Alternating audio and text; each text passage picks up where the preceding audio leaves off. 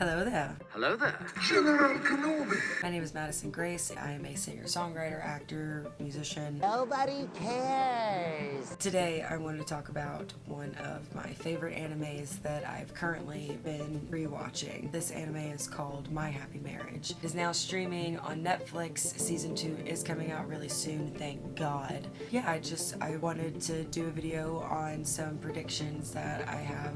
The series is based on a light novel by Akumi Agito. Agito. I think the GI at the end is silent. Don't quote me on that. I'm sorry if I mispronounced your name. I love your work. Unfortunately, I have not read the novel or the manga. You're a phony! Hey, this guy's a great big phony! I have only watched the anime. That's right, you're a big fat phony! I have such a huge, deep appreciation for animation. I've grown up watching cartoons. Still well into my 20s, I watch cartoons. And I love anime. And I think that this story is such a beautiful representation of what shoujo anime has to offer. I think in the last couple years there's been a big influx in more shoujo anime, but there's still such a huge imbalance when it comes to shoujo versus shonen. Bring balance to the force, not leave it in darkness. For those who don't know, shonen anime is pushed more towards male demographic and shoujo anime is typically pushed more female demographic. But I hate putting any kind of gender because anyone can enjoy these animes. What I think is shonen is typically more plot driven with characters interacting within the plot, and then shoujo is more character driven with the plot kind of like happening around them. They both can mix together. Like, for example, this anime. So without further ado, let's get into it. I'm going to structure this video with non-spoilers, spoilers, and then eventually get into my predictions for season 2. Set in an alternate universe in the Daisho era of Japan. In this world, there are people who are born with supernatural abilities, or gifts, and these gifts help them to defeat ghosts, ghouls, demons, and what they refer to as grotesqueries. The series follows the life of a young woman named Mio Saimori. She is a young woman from a prestigious family, but despite her noble birth, she is not privileged at all. She is severely mistreated by her stepmother and her stepsister and is largely ignored by her father. Unlike her stepsister Gaia, Mio does not possess any of these supernatural abilities that the Saimoris are born with, making her an outcast in her own home and her family treating her more like a servant than someone part of the family than the firstborn daughter of this noble family. Mio's life takes a dramatic turn when her sister Kaya is betrothed to Mio's childhood best friend, Koji, and Mio is arranged to marry Kyoka Kudo, a man rumored to be ruthless and cruel. Accepting her fate, Mio enters the marriage thinking that this life is just going to be a continuation of everything that she's already known, or so she thought. This show explores many themes everywhere. There's so much to really get into. This is definitely going to be a long video, but the show explores themes of resilience, self-worth, self-love, the healing power of love and family. It's a story about two very broken people set against the backdrop of societal expectations, familial pressures, and a brewing supernatural war. First of all, the animation is, oh my god, animation is absolutely beautiful. Just look at these stills. Like, you can't tell me that this animation is not gorgeous. The colors are not perfect for one another, so well suited. I wore this shirt because it reminded me of the title card. But there's such a meticulous attention to detail in this show, it's ridiculous. Music is composed by Evan Call, and it perfectly accompanies. Except for the fellow that plays the guitar. The story's emotional highs and lows, and even the intense parts and the fighting scenes. I think my favorite part is the title cards and how they change throughout each episode. So delicate and so sweet, and make you feel like you're just watching such a sweet little show, and then next thing you know, you like come in and there's monsters coming at you, and it's crazy and it's fun. So with that being said, if you enjoy a slow burn romance with insane character development, amazing animation, supernatural fantasy, and a dash of horror, you need to go watch My Happy Marriage. It's definitely worth a watch. Now, let's move on to the spoiler section. Okay, so here's your final warning. If you have not watched My Happy Marriage, or you want to go watch it before you watch this video, I suggest you pause and then come back, or don't. That's really up to you, but we're about to spoil the beach. As we learn more about Mio's tragic past, we realize that her lack of supernatural abilities is actually a source of great shame, not only for her, but for her family as well, which leads to her incredibly harsh treatment. Her only ally really being her childhood friend Koji Tatsuishi, who obviously has feelings for her and wants to help but is unable to due to his own family's ambitions. His dad, bad news, don't trust him, but we'll get into that. A significant source of Mio's trauma comes from her stepsister, Kaya Saimori. Kaya possesses very strong supernatural abilities and has shown these signs since a very young age, which is why she's the favored child. This only fuels Kaya's cruelty towards Mio, as she actually enjoys belittling her and mistreating her. But Kaya's actions are not just driven by jealousy, they're also driven by her mother, who raised her with this sense of entitlement and superiority encouraged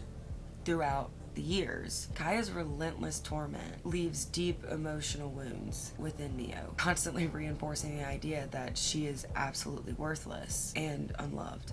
This trauma significantly affects Mio's self-esteem and her ability to trust others, even herself. Like in episode 8, when Hazuki, Kyokokudo's sister, wanted to get closer to Mio. She'd been training her for a little while to become a proper lady, and she wanted her to call her sister. You know, they're about to be sisters. She's like, call me sister. Just hearing the word sister, she can't even fathom having another one because it was so horrible. It sent her into a depression. Hazuki Kudo is Kyokokudo's older sister. She's warm and compassionate and has a very sharp mind, providing a stark contrast to the often cold and formal atmosphere that surrounds Kyoka. From the moment that Hazuki meets Mio, she takes on a protective and supportive role. Unlike many others in Mio's life, Hazuki immediately sees Mio's inherent goodness and potential. She becomes a crucial ally for Mio, helping her navigate the complexities of the Kudo household and offering much needed emotional support within her transition. Hazuki also serves somewhat as a mediator between Mio and Kyoka. She definitely helps soften Kyoka a lot and encourages him to express his emotions more openly, especially with Mio. Her presence really brings a sense of normalcy and warmth that I think helps Mio feel at home, but just feel comfortable.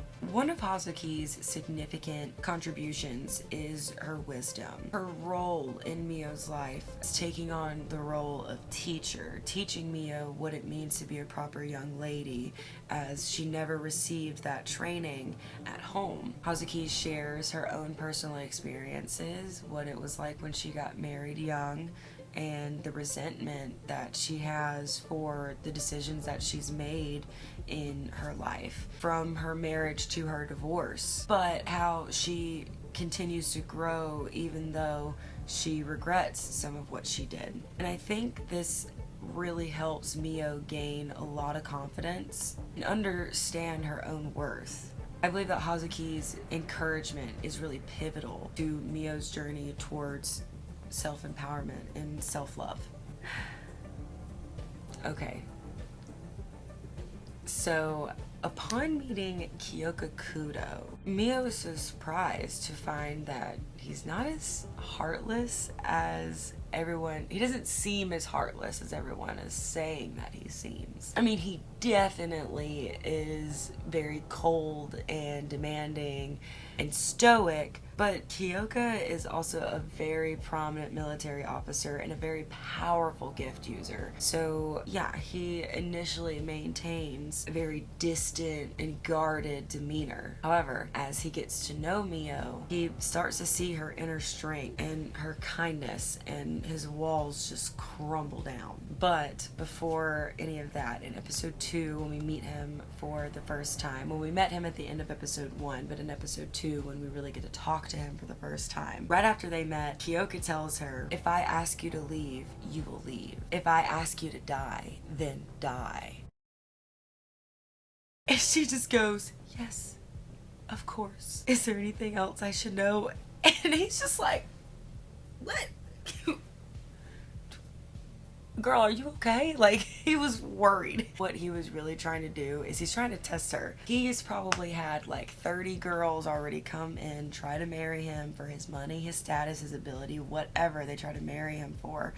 And he's dealing with these privileged girls, and he meets her, and she's just like, yes, whatever you say. And he's like, excuse me? Okay, I think he was just flabbergasted, absolutely flabbergasted, did not know what to say. I think he was just trying to scare her off though, but because of that interaction, he immediately knows something's different about this girl. Something is really different about this girl, and either she is really good at lying or she's not lying at all. She doesn't act like she's from a noble family. She barely kind of exists. So the bulk of the story lies within Kyoka and Mio's budding relationship, or their budding happy marriage. Initially, they have a lot of misunderstandings. They have a hard time kind of communicating with each other. Mio wants to be able to stand on her own. She thinks she is unworthy if she has to give the burden to anyone else. And Kyoka is just like begging her, like, give me your burdens, please, let me save you. But their relationship really blooms into one of mutual respect and really just pure love. Kyoka helps Mio realize her own self-worth, and in turn, Mio's gentleness helps Kyoka heal from his own emotional scars, which we have not seen yet. But boy, am I ready to know. The series has various conflicts, including external threats to their happy marriage. Kaya, Mio's stepsister, is using these paper bird spy things called shikigumi to spy on them, and she becomes incredibly jealous and vindictive because of this, all because Mio is actually happy. It's a little cold. Okay, so now we're going to talk about the plot. It's very much a Cinderella story where Mio is treated like a servant, and you get to see her being treated like a servant, and her sister and her stepmom treating her absolutely horribly. Well, after she's shipped off to the Kudos, you know, there's a little bit of the emotional walls and them having to get past. It feels kind of like Beauty and the Beast, you know what I mean? Only because she was sent there against her will, but that's my opinion. So after Mio gets to the Kudo house and the whole if I say die, you die thing happens, Yuri, the housekeeper, and Kyoka start noticing that, like, she don't act like a noble woman. She don't dress like one either. So first day there, Mio wakes up and tries to make breakfast for Kyoka, and he's like, so you're trying to poison me now? Like, immediately he's like, you trying to poison me? Wow, okay, I see it. I see you try to poison me. And she's like, what? No, I just wanted to make you breakfast. For her, she genuinely feels worthless unless she's being of service of some kind, and that's the only thing she thinks she has to give is her service. This really makes her a little sad. I ain't gonna lie, it makes her a little sad. But she keeps trying and she keeps trying, and eventually Kyoka starts to see, oh, okay, like, you actually do have a kind heart. This is not just a game. So after settling in for a little while, Mio decides to go out in the town with Yuri, and this is where Mio sees Kaya for the first time. Yuri left for like a split second to go grab some salt or something. Kaya comes walking up with Koji, and immediately Mio is sent into like panic-filled state of shock. Deer in the headlights, just can't say anything, and Kaya's being an absolute bitch, being like, wow, he threw you out already. You're out here begging on the streets, blah blah blah. And Mia's not saying a word. She's just like, I'm sorry. Like, I'm sorry I'm existing. I'm sorry I'm breathing. Like, it makes me so mad. But Yuri comes back and puts Kaya in her place. She's like, no, she's not living out here on the streets. This is Lady Kudo. The future Lady Kudo. Like, put some respect on her name. Excuse me? So Mio and Yuri leave and go back to the house, but this puts Mio like in a funk. She reports back to cleaning up, putting on her old clothes, like all this stuff. Kyoka and Yuri actually start noticing now that Mio is acting really weird. Like, they're noticing something's not right. And something's not right about her raising. And somebody's lying. Her clothes are tattered. She's sickly and thin. She's very well versed in home chores and serving, but not in what noble ladies should be. So Kyoka hires a private investigator to look into the Saimortis. He knows Mio won't say anything. She's too guarded and doesn't want people to worry about her. Meanwhile, Mio's like low-key freaking out that Kyoka is gonna find out that she doesn't have any abilities. Oh yeah, we forgot about that. The whole abilities thing. Well, Mio's convinced that the only reason that he accepted the marriage is because somebody said that she had abilities and she doesn't. Well, Kyoka takes her to his family's tailor, and he ain't never brought anyone there. This is a big deal. He wanted to get some custom kimonos made for her, and one that was made is a cherry blossom kimono, just like the one her mom used to wear. He didn't know that. He just saw her looking up longingly at this kimono fabric, and he just looks at her, looking at it, and turns back to his tailor, and he's like, have one made in that one as well. And she's like, well, it's gonna be out of season by the time it gets made. He's like, I don't care. She wants it. Have it made, but king. He also gifts her a comb, which apparently is a proposal for a proposal or something like that. Like, he intends to propose to her. This is really sweet because the only comb that she has is a broken one that used to belong to her mom, but it was broken by her stepmom. Her stepmom broke it. Anyway, so after gifting the comb, Kyoka shows up to the Saimori house, and he's like, so, okay, hear me out. You got two options. Either you could apologize and I will take on the Saimori debt like I should, or you don't apologize and you will have no further contact with Mio, you have no further contact from me, and how about this, we'll just like go ahead and like boot you out of society too. Like, we'll be in ruin. So you can either apologize and be fine, or don't apologize and lose everything. Up to you. And can you believe this family is like offended that he's asking them to apologize to the girl that they mistreated her whole life and completely traumatized? Like, what? Her own father, her biological father, does not want to apologize to her, like, at all. Refuses. But coincidentally enough, remember the day that Kaya saw Mio and Yuri in town? Okay, that was the same day that Kyoka came to see the Saimorti house. So as Kyoka is leaving, Kaya is coming back from tormenting her sister in town. Kyoka's leaving, Kaya's coming. Kyoka like does not pay any mind to her. He just walks right on by, does not care, does not even glance at her. And Kaya is just like follows him out. She's enamored with him and is literally like, who is this beautiful man? Who is that? The servants are like, that's Kyoka Kudo. And she says, excuse me? No. Mio is not having it. She's not going to have a good, happy life and a hot husband. That's not happening. Like, she only signed off on this whole marriage arrangement thing because she thought that Mio was going to be shipped off to a cruel, ugly man that was going to beat her and treat her like absolute garbage. Kaya was going to get to marry Mio's like childhood crush. Wow. That's crazy. So Kaya starts plotting. So one day Kyoka's at work and he notices that he's being spied on by some Shikigumi. But plot twist, it's not Kaya this time. It's Koji's dad. Remember him? His name is Minoru Tatsushi. And Kyoka gives Mio an amulet to protect her. We don't know from what, but he just says, keep this with you. It's an amulet to protect you. But Kaya is actually starting to plot with Minoru, Koji's dad, to get Mio to renounce her engagement to Kyoka Kudo and marry Koji instead so Kaya can have Kyoka. Like, this girl she just can't be happy. She's just not satisfied. I hate her. I cannot stand her. So a little bit passes and Mio is starting to feel better. She's starting to feel a little bit more confident. She has her new kimonos and she's starting to be seen with Kyoka. She decides to bring him lunch to work. She's wearing a new kimono that Lord Kudo just got her, and it turns out that he had this custom purse to match made, and Yuri gives it to her and says, oh, you know, bring the new purse, like he'll love it. It matches your kimono and he'll love to see you in it and it'd be so nice. Well, she forgets the amulet.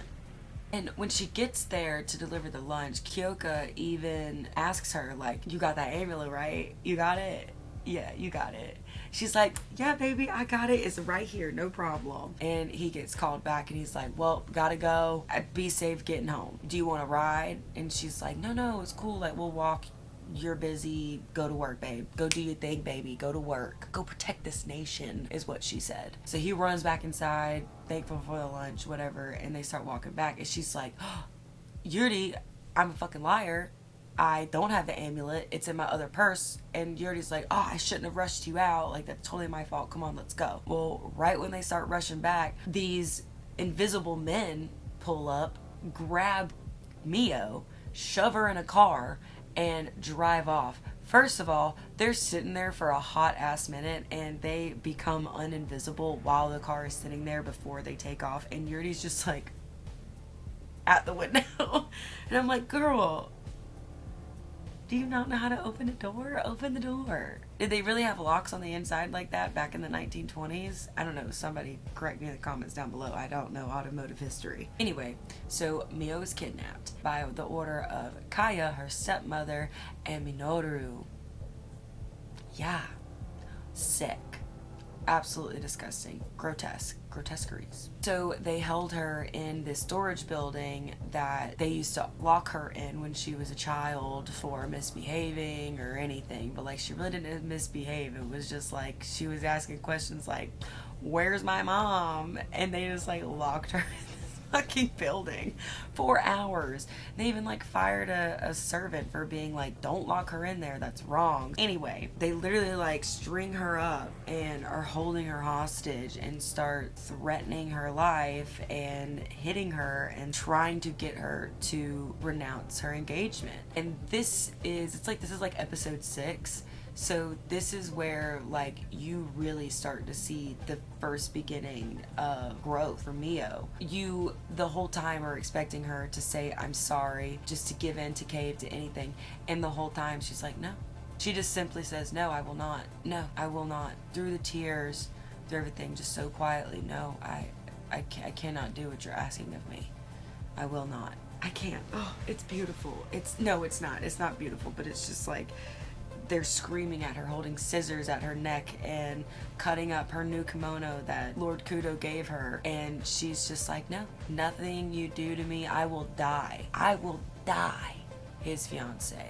And nothing you do and nothing you say will make me renounce that. I want to spend the rest of my days being his fiance. So either you're going to let me go and let me be his fiance, or you're going to kill me as his fiance. Do it. Kill me. I don't care. I don't care. And there's also a beautiful scene in this episode where Koji confronts Minoru, his father, about knowing this whole time how they've treated Mio and how they basically A-worded her, and he's like, you've done nothing to help. This whole time you've known and you've done nothing to help, and this really makes Koji upset. You see Koji's powers for the first time. Koji has like telekinetic powers, so like he lifts up all the furniture in the room and goes to throw it on his father, and his dad just goes, sit down, and just like very fruity, he just goes just like that. And everything falls. The furniture crumbles into a ball and falls to the ground, and even Koji gets slammed to the ground and he can't move, just signifying how powerful Minoru is compared to Koji. And he even says, like, do you really think an angered child is going to be worth a lifetime of training? Apparently not. But later on in the episode, when Kyoka comes to rescue his girl, yeah, you thought he was just gonna leave her? No. And they wouldn't open the doors. So what does he do? Boom, lightning. Blew up the entire front gate. Walks right through. Mio's dad, he's like, what's going on? And Minoru lies to him and is like, this is Kyoko Kodo. Your house is being threatened, you know? And it's like, no, he's here for his fiance. And he's like, where's Mio? Saimori is like, he has no idea.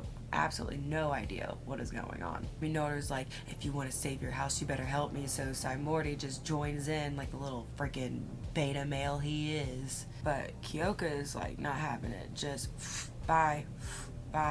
And Koji even mentions how watching Kyoka fight his father is like watching an adult go against an angered child.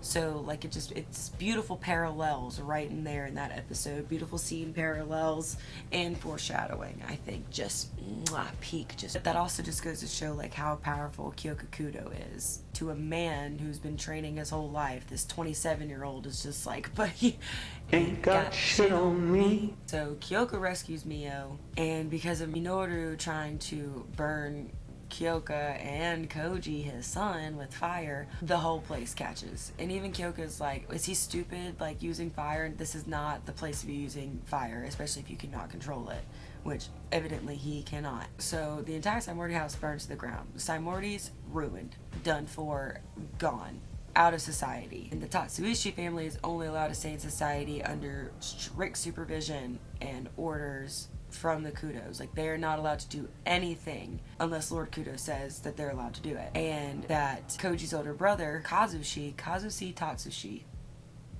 good name, I like that name. Kazushi is now the head of the Tatsushi clan. And I think he's probably gonna have an important role in season 2.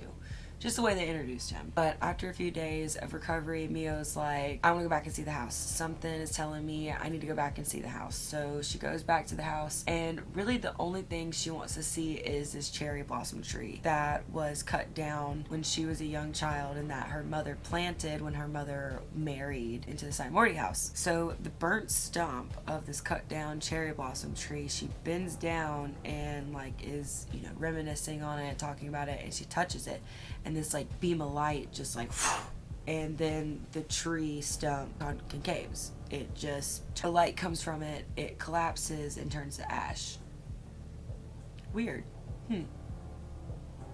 Weird. Well, things go a little quiet, but Mio's nightmares are getting worse, and during the day she is training with Hazuki to be a proper lady, since she never got the proper training when she was growing up. And weirdly enough, this man, Adata Tsuruki, who allegedly he doesn't like work for the emperor, but he works with the emperor, starts like coming around Kyoko's work, and then starts like showing up in town when Mio's there and like passing out, because this girl passes out all the time. She don't eat. She got issues. We know this. Just like, we'll just handle one thing at a time. But Adata Tsuruki starts coming around and just like really conveniently just like showing up, you know, just weird, just more weird, just weird. Well, remember that private investigator that Kyoka hired? Well, he discovers that Mio is actually the daughter of a blood relative to the Usaba family. The Usabas were thought to be all like disappeared, gone. The lineage gone. They died out. But it turns out that I guess they went into hiding. So the Usabas are a family of gift users, but instead of having what is called spirit sight, where they can see the grotesqueries, they don't have spirit sight. Weird. And actually the Usabas are supposed to be the ones to keep other ability users in check. So kind of like a vampire hunter, vampire thing, or like a Buffy thing, where like Buffy the Vampire Slayer gains supernatural abilities because she's the chosen one to defeat other supernatural things. It's kind of like the same thing. There are people born with supernatural gifts and have spirit sight and see the grotesqueries, and then there is this one family who is meant to like police the people who have the gifts. So the Usabas all have gifts that are like of the mind. They can hear your thoughts, read your mind, they can manipulate your mind, they can make you see things that aren't even there, and sometimes they can enter your dreams and manipulate you through your dreams, and you would never know. So anyway, Mio is starting to have worse and worse nightmares, just like they were progressively getting worse, to the point where Kyoko wakes up to her like screaming or crying, and he goes in there and he's like, the barrier is not broken, but there's evidence of a gift user nearby. The barrier is intact. She doesn't have a gift. So the only explanation could be that her family, the Usabas, are manipulating her some way in her mind. So he does some more digging and has the private investigator trying to find any evidence of Sumi Usaba, which was Mio's mom. He finds, however, a Sumi Tsurugi. So once he kind of figures out that Arata Tsurugi is probably an Usaba, he decides to contact him and like bring Mio to them and be like, look, something's wrong. As soon as they step foot onto the grounds and they start walking to the grounds, Mio's like, you can put me down. Like, I feel good. I feel real good. Well, they see Arata and he's like, hi, I'm Arata Usaba. And then we get to meet Mio's grandfather. So Arata Tsurugi, aka Arata Usaba, is Mio's cousin who has been given the family duty or job as the Maiden of Dreamsight's protector and is to take on the role of husband to the Maiden of Dreamsight and is demanding that she stay there. And so is her grandfather. They're like, we can't send her back. Like, she's too valuable. We're not going to send her back. She has powers. And they're like, what? She has powers? And they're like, yeah, she has powers.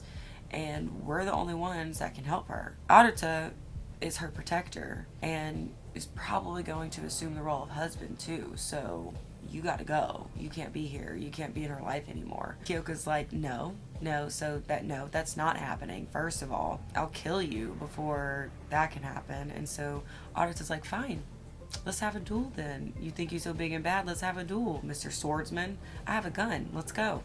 But Kyoka looks back at Mio and is like, what do you want? What do you want to happen to you? And she's like, I don't care. And Kyoka's like, oh. Well, I said I was going to duel this man, so I'm going to duel him. If you don't care, then I don't care either. I'm going to die. Either die here today or coming home with me. But I don't think she meant it as in, like, I don't care what happens to me. I don't care. I don't want to be with you. She's literally so broken. She can't fathom that people want to even be around her. So, like, she doesn't want to give an answer. She's like, I don't care what happens to me. Not, I don't care about you. So Arata and Kyoka start battling. They start dueling. Well, Arata pulls out his little revolver, and at first we think that Kyoka is like, he's winning, he's gonna win. But Arata is just getting started. Now we get to see Arata's powers. He has crazy mind manipulation. He can make people see whatever he wants them to see. So Arata uses his ability to make Kyoka see multiples of Arata. And so Kyoka starts using his powers. Kyoka has control over the elements, but I haven't seen him use water yet. So right now we've only seen him use wind, fire, and lightning. We haven't seen him use earth or water, but I'm hoping to. But like, Kyoka's not fazed by Arata's power. After a few strikes, he's almost got Arata beat, but when Kyoka is about to lay the final blow, Mio runs right in front of him. Kyoka's about to strike her down, but stops. And then boom, bullet flies through the mist of Mio. She's not real. It's just a figment of his imagination that Arata is making him see, and the bullet grazes him. He's shot.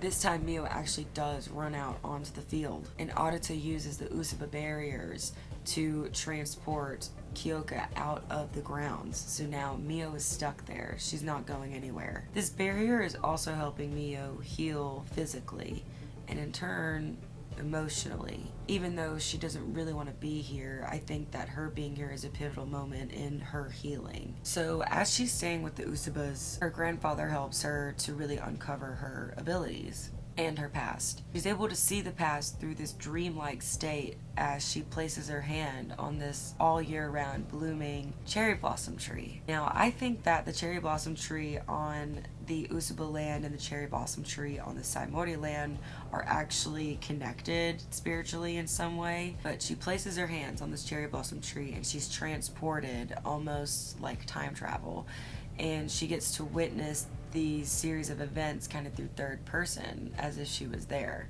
Mio sees her mother making the difficult choice to go marry into the Saimori family to save the Usabas from debt against Sumi's father's wishes. She sees that her father does not care about her mother. He just wanted the Usaba blood and wanted an heir with the Usaba blood. But Sumi had telekinetic powers, so after Mio was born, you see Sumi place her forehead on her baby's forehead, and she sees that Mio is the Maiden of Dream Sight. Shocking, I know, it's crazy, right? So this all explains why, number one, she didn't have spirit sight. Number two, she had horrendous nightmares. Now, while Mio is at the Usaba house, like learning about her past, learning about all of that stuff, Kyoka is hard at work with the military. After he gets kicked out, or after he gets transported out of the Usaba house, he's like defeated. He's like, I can't believe I lost. I can't believe I lost her. What a horrible person I am. So he goes back home and retreats, and he gets a phone call, like out of a life or death matter, out on the front lines with his platoon, with his military place. He works for the anti-grotesquerie unit. Their sole mission is to stop the grave, the burial place where all gift users are buried and sealed away so they don't become grotesqueries, from being unsealed. The whole time that like this series is going on, the grave has had like disturbances. Like somebody's been trying to unseal it and we didn't know who. And more grotesqueries are like coming out of it, right? But Kyoka, like while he's at home retreat after he just got done defeated by Arata, Kyoka gets a phone call and they're like, hey, this is life or death. People are dropping left and right like flies in the front lines, like you gotta come, we need you. So Kyoka goes to the front lines instead of going back to get Mio, and Hazuki even talks to him and it's like, dude, you're really not gonna go back and get her? Are you serious? Like after everything she's done for you, after everything she's loved you, and you're just gonna leave her there? And he says no, that this situation right here is a matter of life or death. And if anyone else dies because he's not able to do his duty, Mio would ultimately blame herself. And like honestly, yeah, true. Girl is like constantly blaming herself for stuff she did not do. But you quickly learn that the Emperor is the one that is trying to unseal the grave and is the one that ultimately wanted Mio kidnapped way back when, working with Minoru and wanting her to divorce Kudo. So Kyoka goes to the front lines to save his soldiers, and he does. Expect nothing less from this king. But he gets ambushed. He saves his right-hand man, Goru?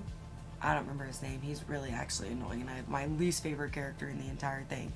Sorry for the Goru stands. But Kyoka is cursed and falls into a coma like a lot of the other soldiers have. Mio hears of this and rushes by his side. At first, like, they weren't gonna let her go. Aruto wasn't gonna let her go, but the grandfather was like, you know what? I'm not gonna fear losing you as I feared losing your mother, because that made me lose her anyway.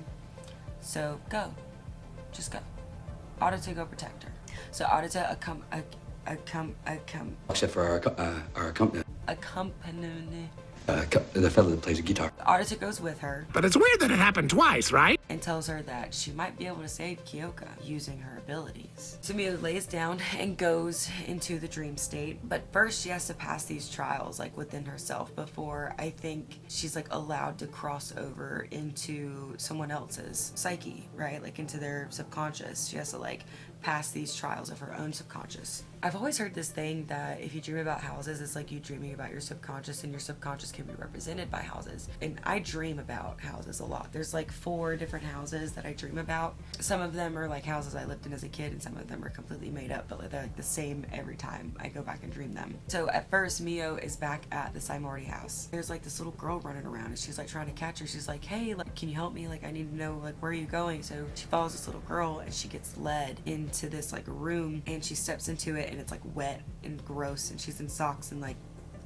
But then she sees the door and she's like, I recognize this door. She goes in and she's inside of the storage building where they used to lock her in for hours and sometimes days at a time. But she's faced with this little girl, and this little girl morphs into a woman. And at first she's like, who is this woman? And she looks closer and she sees the tattered hair, pale skin, the sickly frame, and she realizes that young woman is herself. And for the first time within this dream state, like, you kind of hear Mio talk loudly. She's yelling, she's screaming, she's crying, she's using all of her emotions and like just screaming from the bottom of her stomach. And it was just so, it gave me chills each time I watched it, to hear that voice actor go through, like, the whole time you just hear this very delicate, soft and quiet voice that's just kind of like this and a little raspy, to like, she's just like screaming and yelling at herself. And it's like, it's beautiful, it's beautifully done, very well acted, very round of applause.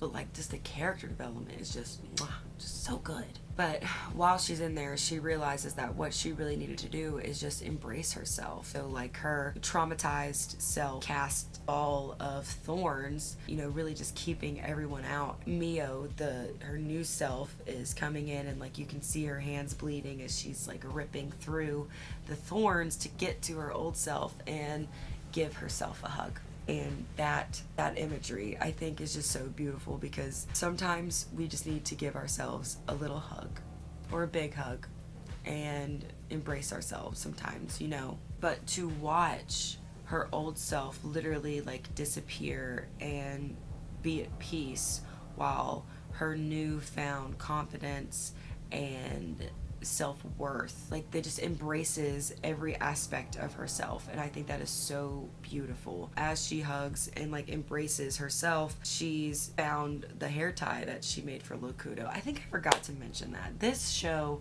has so many elements into it, and this is my first ever review, so I'm probably horrible at this, but I'm trying, okay? This show has a lot. This was a lot, okay? But after she releases her traumas, the premonition of herself turns into a hair tie that she had actually made for Lord Kudo a few episodes prior, and she was able to use that hair tie to find him. While Kyoka is like in this coma and in this weird like limbo dream state, he's being met with grotesquerie after grotesquerie after grotesquerie.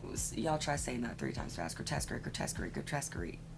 I'm sorry. So like, he's struggling. Well, Mio shows up and just like blasts them, just like effortless, just like boop, just like ball of light, boop, blasts them out of the sky, no problem. But in the real world, like in real time, as all of this is happening while Kyoka and Mio are in like Kyoka's like limbo dream state, this is when you realize the Emperor is the one trying to unseal everything. Kinda seems like he's like controlling the grotesqueries, because within the dream you see a manifestation of the grotesqueries all coming together, and they make like a manifestation of his face as he comes out to the fire, where they're like trying to unseal the grave. Either unseal the grave or control the grotesqueries, we don't know yet, but I have my own theories. We'll get into those. Just like puts a force field around them, and she's just like, be gone. Just like that, be gone. And dude, this kills the Emperor in real life.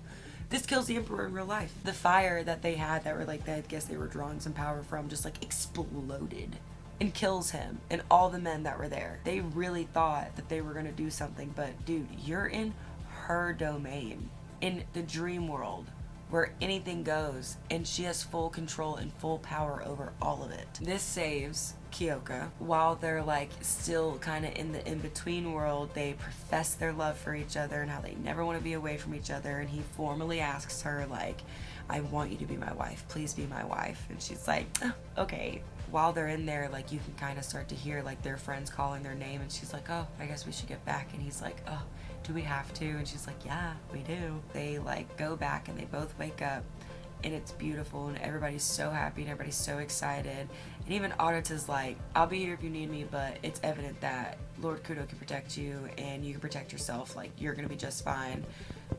I think I'm gonna go home. And like leaves her alone, and I'm like, dang, all right, well, we thought you were gonna be the villain, but I guess not. That was kind of, drama, but So everything ends with a really cute little like epilogue of their sweet engagement and how it's been like a couple weeks and they've just like everything's been peaceful and they're just having so much fun. The whole time that Mio was training with Hazuki to be a refined lady, she set a goal for herself to like attend this party. And so they show us the party that she attends, and it's so sweet because like Kyoko's like waiting for her and she shows up in her like really like all the other ladies like adorned with like, you know, big dresses and all this stuff, and she's like kind of following the fashion but also is like very simple dress, but she looks so beautiful. Kyoko thought so too, and it's just a really like sweet moment because Kyoko sees her and they're like about to walk inside. He said, "Tell me one more time in real life so I know it's not a dream that you'll be my wife even though I'm so troublesome." She's like, "Troublesome? You're not troublesome. Why would you even say that? Only if you promise you won't regret marrying someone like me." And just, it's so cute. Like, it's just, cause same. Like, that's gonna be me if I ever get married. I'm gonna be like standing at the altar about to kiss my like future husband. I'm gonna be like, "Do you like me?" I'm not the ones, "Would you like me if I'm a worm?" I'm like, "Do you like me now?"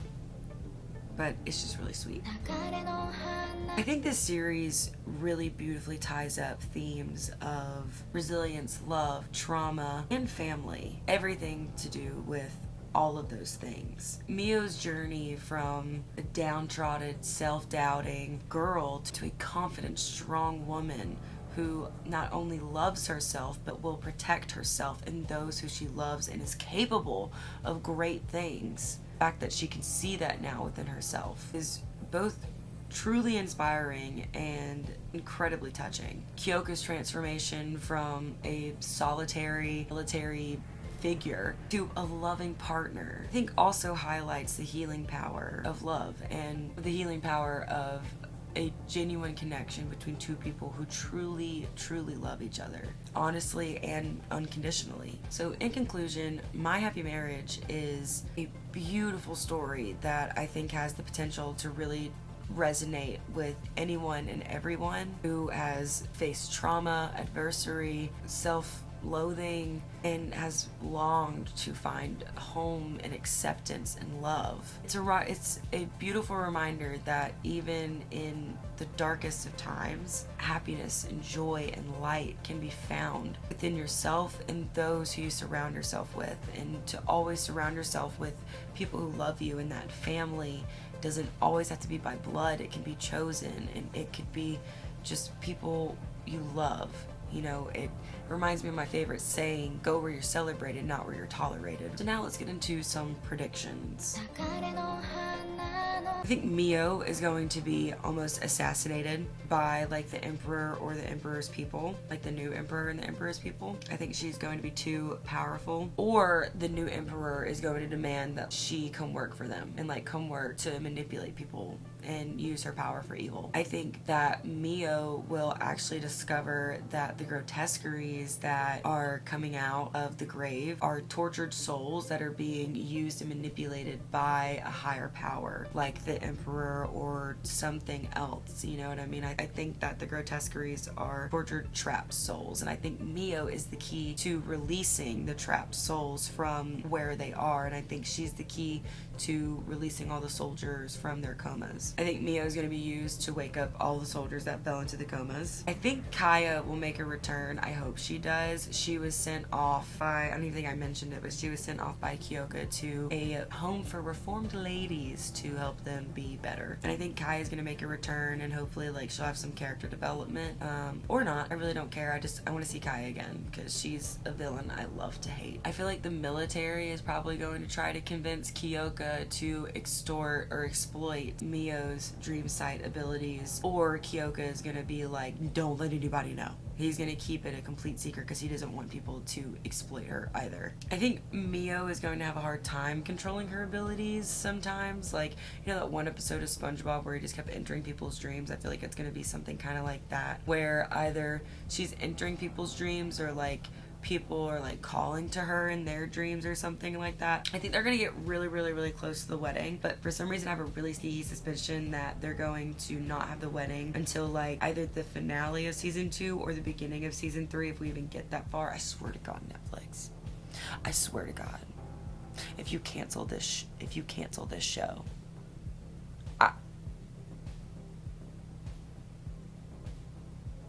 I don't know what I'm gonna do. It's not gonna be good for anybody. Don't cancel this show, I swear to God. But I think their wedding is gonna be halted by something big or someone. I don't know what or who. I just have a feeling. Yeah.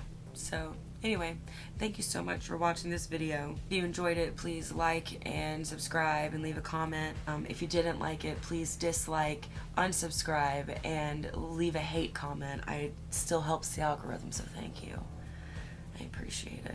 And let me know in the comments if you have seen My Happy Marriage or you haven't seen it and what you thought about it, and also any other animes that you guys think I should check out or do a little review on. Hopefully I'll get better at reviews. This was just my first one and I'd like to do some more. Let me know what you guys thought about My Happy Marriage, and until next time, peace out, Girl Scout. I'll catch you on the flip side. As the Canadians say, peace oot. That was stupid.